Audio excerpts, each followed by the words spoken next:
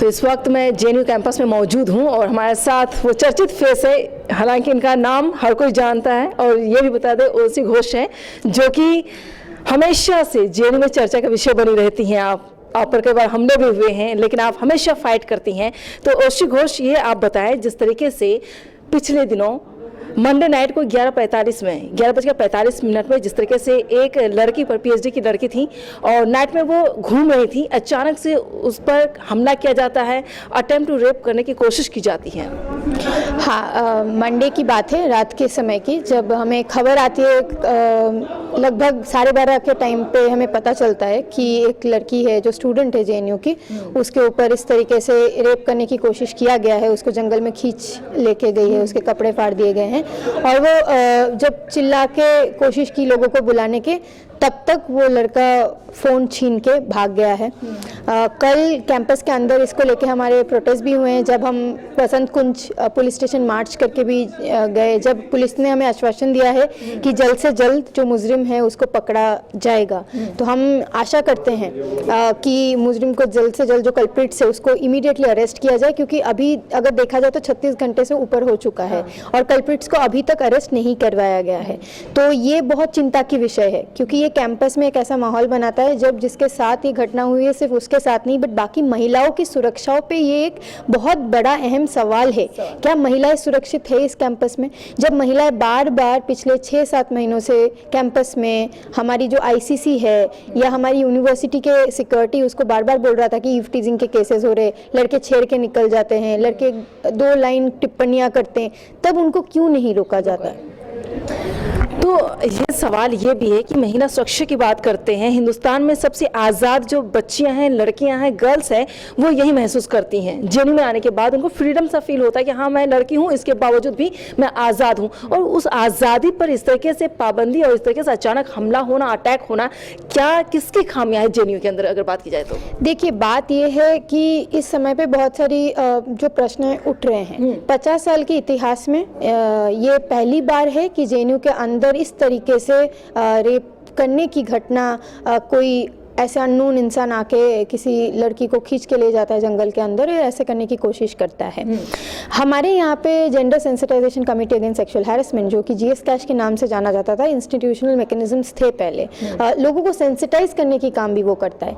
क्योंकि बहुत टाइम होता है कि क्राइम्स को हम लोग इस तरीके से देखते हैं कि एक घटना हो गई, उसके बाद हम उसके पीछे भागते रहते हैं कल्प्रिट, लेकिन हम लोग लड़कों को, या किस तरीके का, सिर्फ लड़कों को नहीं, मतलब सारे इंसान के अंदर जो पितृसत्ता, जो मानसिकता है हमारे अंदर, इसको किस तरीके से हम लोग निकाल सकते हैं, उसकी कहीं ना कहीं कोशिश इस समय पे समाज नहीं करता है। चाहे हमारी किताबें हों, चाहे हम जो पढ़ते हैं, सीखते हैं हर दिन इस समाज से, बहुत पितृसत्तात्मक उसमें भावनाएं हैं। तो उसके खिलाफ अगर लड़ना है तो सिर्फ कल्प्रिट को दोष, उसके बाद अरेस्ट करने से सिर्फ वहाँ पे काम हमारा खत्म नहीं होता है, लेकिन ऐसा एक माहौल कैंपस के अंदर बनाना पड़ता है। और आज के समय में जो एडमिनिस्ट्रेशन है हमारा, वो महिलाएं चाहे कुछ भी बोल ले तो उन पे एक तरीके का पाबंदी लाने की कोशिश करते हैं। आज के समय पे अगर उनका इमीडिएट रिस्पॉन्स होगा तो उनका ये रिस्पॉन्स होगा कि सिक्योरिटी के लिए सीसीटीवी कैमरा लगा देते। सीसीटीवी कैमरा रेप को रोक नहीं सकता, बल्कि एक घटना हो जाने के बाद हो सकता है कि प्रूफ दे सकता है, या वो भी अगर चित्र सही से नहीं आए तो वो भी नहीं दे सकता। हमारा काम ये है कि कैंपस के जो सब लोग हैं उनको समझाया जाए कि एक दूसरे को किस तरीके से रिस्पेक्ट किया जाता है, किसका कंसेंट कैसे की चीज़ कैसे होती है, या आप महिलाओं को किस तरीके से आपका व्यवहार महिलाओं के प्रति होना चाहिए। तो ये सिखाने की जरूरत है। सिर्फ आप उनको जेल में डाल के लड़कों को ये बात नहीं सिखा सकते। बिल्कुल, जिस तरीके से आपने देखा हो कैंपस से बाहर की अगर हम बात करते हैं, बच्चे सुरक्षित नहीं हैं, चाहे हिंदुस्तान के किसी भी कोने में आप जाती हैं, इसके बावजूद भी आप कैंपस के अंदर, अपने घर के अंदर, जो बच्चियां जिस कॉलेज स्कूल में पढ़ती हैं वो घर मानते उसे, इसके बावजूद भी एक्टिविटीज इस तरह से हो रही थी, इस पर नजरें सभी की थी, तो इस पर कार्रवाई क्यों नहीं हो पा रही है अभी तक? आप लोगों ने अल्टीमेटम दे दिया है कि 48 घंटे का वक्त दिया जाता है, आप जल्दी से जल्दी गिरफ्तार कीजिए। देखिए, दिल्ली पुलिस की तरफ से यही बयान है कि वो लोग कोशिश कर रहे हैं और हम लोगों ने 40 घंटे का समय दिया है और हम एक्सपेक्ट करते हैं कि इस फ्राइडे तक कुछ ठोस निकल के आए, और अगर नहीं होता है तो हमने ये भी अल्टीमेटम दिया है कि जेएनयू ना ही इस बात में कभी पीछे हटा है, ना ही हम डरने वालों में से हैं।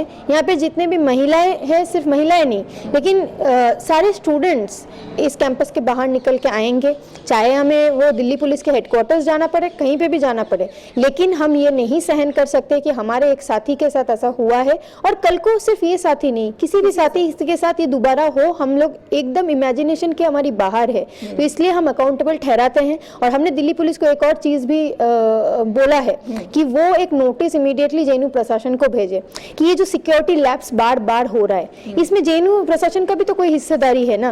उनका जो रखा हुआ इतना करोड़ों रुपए का सिक्योरिटी के ऊपर खर्चा कर रहे हैं, हर महीने इतने सिक्योरिटी को पैसे दे के रख रहे, इस सिक्योरिटी का क्या फायदा फिर, अगर वो सिक्योरिटी उस समय पर पहुंच नहीं पाता है, वो सिक्योरिटी स्टूडेंट्स को नहीं दे पा रहा है, कोई भी आके यहाँ पे छेड़छाड़ करके चला जा रहा है कैंपस में कभी भी, तो ये तो हो ही नहीं सकता है कि सिक्योरिटी के कंट्रोल के बाहर है।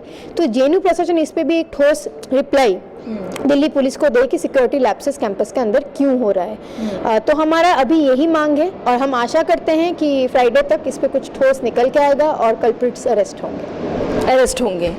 तो श्री घोष, और ये भी सवाल है कि जिस तरीके से वाकई सुरक्षा को लेकर हम बात कर रहे थे, महिलाओं को लेकर बात कर रहे हैं, हालांकि मेल फीमेल कोई भी हो, जेंडर को हम चेंज ये नहीं कर सकते, लेकिन दोनों जेंडर को लेकर हम चलते, कभी भी किसी के साथ कोई भी हादसा हो सकता है। क्या आपको लगता है कि दिल्ली पुलिस हो या फिर जेएनयू प्रशासन इस पर अलर्ट मोड पर अब आ जाए? देखिए, बात है कि हमें इस इंसिडेंट से एक चीज़ सीखने की बहुत ज़्यादा ज़रूरी है कि बाहर की समाज जो है उसी का एक अंश स्टूडेंट यहाँ पे पढ़ने हम लोग आते हैं। हम सब कोई वही समाज से आते हैं जो समाज हमें हर दिन सिखाता है कि महिलाओं के साथ कैसे बर्ताव करना चाहिए, या हायरार्की, एक पावर हायरार्की कैसे काम करता है। और वो मैं बार बार जब बोल रही हूँ, पैट्रियार्की ये नहीं है कि सिर्फ लड़कों के थ्रू काम करता है, लड़कियों के थ्रू भी काम करता है। और ऐसा बहुत टाइम होता है कि वायलेंस जब होता है उसकी रिसीविंग एंड में महिलाएं ज़्यादा होते हैं, सबसे ज़्यादा महिलाएं होते हैं, उनको वायलेंस फेस करना पड़ता है। तो हमारा मानना ये है कि एडमिनिस्ट्रेशन को पहले तो इस पे नोटिस लगाना चाहिए था, पहले इमीडिएटली इस इंसिडेंट का होने के अगले दिन सुबह ही उनको ये भरोसा महिला छात्राएं जो हैं इस कैंपस के अंदर उनको देना चाहिए था कि आपको डरने की ज़रूरत नहीं, ये आपका यूनिवर्सिटी है, आप अपने हक से यहाँ रहते हो और यूनिवर्सिटी आपको सारा चीज़ फैसिलिटेट करे। कभी भी आपके साथ ऐसा घटना होता है तो आप डरिए मत, पीछे मत हटिए, आप सामने से आइए और यूनिवर्सिटी आपके साथ खड़ा होगा कल्प्रिट्स को पकड़ने में। जब तक ये मानसिकता हम और ये हेल्प, ये रिस्पॉन्सिबल तरीके से हम बता नहीं पाएंगे स्टूडेंट्स को, ना ही जो कल्प्रिट्स जिनके मन में ये मंशा है कि हमें कुछ हार्म पहुँचाना है, नहीं वो डरेंगे।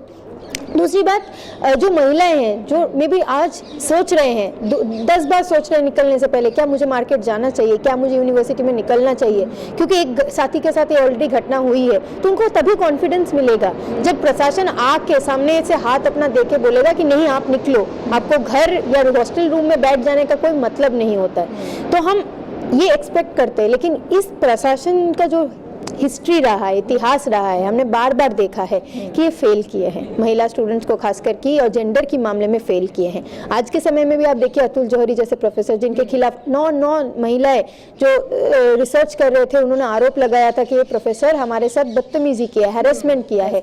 आज वीसी उसके ही बगल में बैठ के डिसीजन मेकिंग करता है। मतलब वाइस चांसलर को बहुत अच्छा लगता होगा कि ऐसे इंसानों के साथ एक साथ चाय का कप शेयर करने में। तो हमें तो इस बात से ही बहुत दर्द पहुंचता है कि कैसे एक यूनिवर्सिटी के वाइस चांसलर जिनको सबको अनबायस तरीके से देखना चाहिए, वो कैसे हैरेसमेंट के मामले में इतना बायस्ड हो जाते हैं कि उनके चहेते अगर लोग हैं या उनके जान पहचान के लोग हैं या उनके जान पहचान के अगर लोग नहीं भी हो तब भी वो चुप रहते हैं, क्योंकि वाइस चांसलर इतना ट्वीट करता है। हम सबको पता है जेएनयू वाइस चांसलर के बारे में, वो इतना सब मामलों में ट्वीट करता है। क्या उनका एक रिस्पॉन्सिबिलिटी एज अ गार्जियन आज नहीं है कि उस बच्ची के साथ खड़े होना कि हम आपको सारा सपोर्ट देंगे? बिल्कुल। सवाल ये भी है कि जेएनयू प्रशासन द्वारा इस घटना के बाद क्या कुछ चेंज आप देख रही हैं? एकदम ही कोई चेंज नहीं है अगर देखा जाए तो। ये तो ये मेन गेट पे 2-3 प्रश्न ज़्यादा कर ले रहे हैं, कार और बाइक को होगा, बट उससे ज़्यादा हमने कुछ ऐसा चेंज नहीं देखा है कि जिससे हम बता पाए कि हाँ JNU प्रशासन स्टेप्स ले रहे हैं। उसका पहली बात मैंने फिर बोला, जो पिछले बार मैंने बोला उत्तर में, कि उसके लिए पहले तो JNU एडमिनिस्ट्रेशन एक नोट निकालना पड़ता कि हमने एक्सेप्ट करते हैं कि हम ये घटना हमारी कैंपस प्रेमिसेस में हुआ है और इसकी वजह से हम लोग ये स्टेप्स लेने वाले हैं आने वाले समय में। लोग हमें इस हेल्पलाइन पे कॉल कर सकते हैं। बाकी लोगों के लिए ये देना ज़रूरी है ना, बहुत सारे स्टूडेंट्स जानेंगे भी नहीं, बहुत सारे स्टूडेंट्स घर पे हैं, तो ये उनका काम था, बट वो नहीं किए हैं। अभी तक 36 आवर्स अगर हो गए हैं तो उनके तरफ से एक भी रिस्पांस नहीं आया है। ये भी सवाल है, जिस तरीके से प्रधानमंत्री मोदी बार बार हर एक मंच से ये कहते, चाहे वो चुनाव के दौरान हो, चुनाव से बाद हो, पहले जहाँ भी वो एक बात हमेशा कहते हैं, बेटी पढ़ाओ बेटी बचाओ, बेटी बचाओ बेटी पढ़ाओ। दोनों में से क्या फर्क नजर आता है? क्या बेटियां बच रही हैं, बेटियों को दिक्कतें हो रही हैं, क्या हो रहा है, क्या बेटियां सुरक्षित हैं? देखिए, ये तो एक एजुकेशन इंस्टीट्यूशन है जहाँ पे हम लोग JNU में बैठे हैं। चाहे वो लॉकडाउन के टाइम पे स्थिति हो, महिलाओं को बहुत सारी टाइम घर पे वायलेंस फेस करना पड़ा है, या घर से प्रेशर की वजह से नौकरी लेनी पड़ी है, पढ़ाई छोड़ने की तादाद में आई है। लेकिन हमने देखा है कि कहीं ना कहीं हमारी स्कॉलरशिप्स हो, चाहे हमें इनकरेज करने की पढ़ाई की तरफ, वैसा कुछ पॉलिसी इस सरकार के द्वारा नहीं लिया गया है। अगर महिलाओं ने इस यूनिवर्सिटी के अंदर भी बोला है कि हमें अपना काम खत्म करने में समय लग रहा है, हमें इसके लिए स्कॉलरशिप्स चाहिए, तो हमने ऐसा कुछ पॉजिटिव पॉलिसी नहीं देखा है जिसके वजह से आज महिलाओं को बहुत ज़्यादा एडवांटेज एक तरीके से एजुकेशन करने में मिल रहा हो। और सुरक्षा की बात भी हो तो आज हम इस गर्व से बोल सकते हैं, ऐसा एक यूनिवर्सिटी इस कैंप दुनिया मतलब इस भारतवर्ष में है जहाँ पे ऐसी घटना कभी नहीं होती थी, और ये पहली बार है ऐसा हो रहा है। आज भी आप देखें तो स्टूडेंट्स लड़ रहे हैं उसके लिए, इस कैंपस को सेफ बनाने के लिए। लेकिन आज ही अगर हम लोग इस JNU के बाहर चले जाते, क्या हमारी शहर जो जिस देश की राजधानी, वो क्या सेफ है? नहीं। 2012 तो हम भूल नहीं सकते ना, हम कोई नहीं भूल सकते कि 2012 में इतना बड़ा एक मूवमेंट के बावजूद आज के समय में भी महिलाएं वही सारी चीज जूझ रहे हैं। क्या हालात देश का बदल गया है? नहीं बदला है। बहुत सारी रिपोर्ट्स हो रही है, बहुत सारी रिपोर्टिंग नहीं हो रही है। तो अगर हम ये मानसिकता को जड़ से उठा के नहीं फेंक सकते हैं, और ये फेंक कौन पाएगा? जो पावर में है। पावर में जो लोग हैं, अगर वो कुछ चेंज लाना चाहेंगे पॉजिटिव, तभी ये चेंज रिफ्लेक्शन में होगा। तो मुझे लगता है सरकार इनफ काम नहीं कर पा रहे हैं महिलाओं के लिए, जहाँ से दिखे कि हाँ एक पॉजिटिव चेंज। क्योंकि बहुत बार देखा गया है, अगर मैं खत्म करने से पहले बोलूँ, कि सरकार ने बहुत टाइम शील्ड किया है लोगों को जिन्होंने रेप करने की कोशिश किया। अगर उनके पॉलिटिकल पार्टी से है तो कहीं ना कहीं सेफगार्ड किया है, उनको बचाया है, जिसके वजह से एक अलग प्रेसिडेंट सेट हुआ है इस देश के अंदर कि हाँ अगर उस पॉलिटिकल पार्टी से जिसके पास पावर है तो हम बच सकते हैं। अगर हम कल महिलाओं के साथ कुछ भी करें तो हम बच सकते हैं। बिल्कुल। आखिरी सवाल है आपसे कि जिस तरीके से सभी खबरों को JNU की एक भी खबर को काफी अच्छे तरीके से उछालने की कोशिश करती है मीडिया हाउस, लेकिन इस खबर को क्यों नहीं प्रमुखता दी गई है? देखिए, वो मीडिया की बात है कि वो किस बात को प्रमुखता देंगे कि नहीं देंगे। ऑब्वियसली देना चाहिए। हमें लगता है ये इशू एक JNU की अलग इशू नहीं है, ये JNU का बहुत बड़ा इशू है। और आज JNU जो बात बोल रहा है, ये सारी यूनिवर्सिटीज़ के लिए भी बोल रहा है, क्योंकि हमें लगता है अगर आज हमारे साथ ये हो रहा है तो ये बाकी यूनिवर्सिटीज़ में होता होगा या हो रहा है। और बहुत टाइम होता है कि उनको पता नहीं है कि कैसे आवाज़ उठाए। तो ये हमारे तरफ से अपील रहेगा मीडिया हाउसेस को कि वो हमारा बात उठाए। दूसरी बात, अगर वो नहीं भी उठा रहे हैं, आज भी JNU के अंदर वो ताकत है कि हम सिर्फ मीडिया के ऊपर डिपेंडेंट नहीं है। हम सड़क पे उतरेंगे, हम ये लड़ाई ज़रूर लड़ेंगे, और हमें पूरा आश्वासन है कि जिस तरीके के JNU के स्टूडेंट्स हैं, हम इस लड़ाई को ज़रूर जीतेंगे। बिल्कुल।